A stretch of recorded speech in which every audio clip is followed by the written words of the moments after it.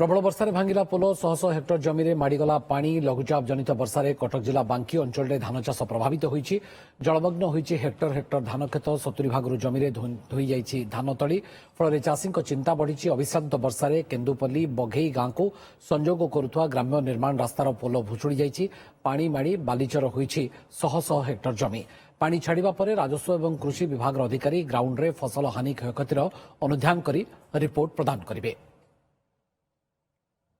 अनुचित वर्षा फल बिल तार पानी घुघुकी माड़ी आस बिल सब बर्तमान पानी सब बुड़ी गला तेणुक बिल सब माड़ी जापर से माटी बेस बिल बालिचर हो गला तेणुक कृषि विभाग आसी देखी जातु किसी अनुकूल कले आम चाषी गोटे ना हताश हो जोटा चाष जमी पानी भर्ती होती वर्षा द्वारा ताको आम राजस्व विभाग आउ कृषि विभाग को सजा कर रखीचु आदि पानीर मात्रा जदि कमिबो